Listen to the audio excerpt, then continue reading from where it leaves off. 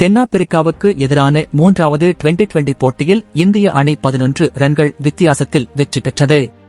Twenty கிரிக்கெட்டில் இதுபோன்ற அதிகமாக ரன் குவிக்கப்படும் போது பீல்டிங் என்பது ஒரு அணியின் வெற்றிக்கு மிக முக்கிய காரணமாக அமையும். இந்திய அணியின் நட்சத்திர வீரர் அக்சர் பட்டேல் பிடித்த கேட்ச் போட்டியின் போக்கையே மாற்றிவிட்டது. 220 ரன்கள் என்ற இலக்கை தென்னாப்பிரிக்கா துரத்தியது. இந்த ஆடுகளம் ரன் குவிப்புக்கு சாதகமானது.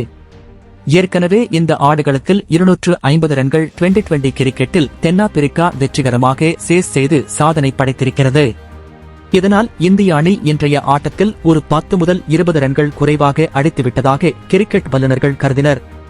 அதற்கு தகுந்தாற்போல் தென்னாப்பிரிக்க அணியின் முன்வரிசை வீரர்கள் நல்ல தொடக்கத்தை கொடுத்து அடுத்து ஆட்டம் இழந்தனர்.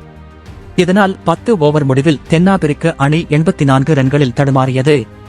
இதனை அடுத்து 5வது விக்கெட்டுக்கு ஜோடி சேர்ந்த ஹென்ரிச் கிளாசன் அபாரமாக விளையாடி 22 பந்துகளில் 41 ரன்கள் குவித்தார்.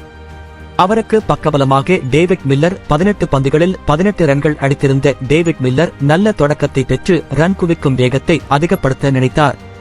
அந்த சூழலில்தான் ஹர்திக் பாண்டியா வீசிய ஓவரின் சிக்ஸருக்கு அடிக்க முயன்ற போது அக்சர் பட்டேல் சிக்ஸர் லைனில் தலைக்கு மேல் சென்ற பந்தை பாய்ந்து ஒரு அபாரமான கேட்சை பிடித்தார். அந்த பந்து மட்டும் சிக்ஸராக சென்று இருந்தால் டேவிட் மில்லர் மற்றும் மார்க்கோ யான்சன் நின்று போட்டியை 19வது ஓவரிலேயே முடித்து இருப்பார்கள்.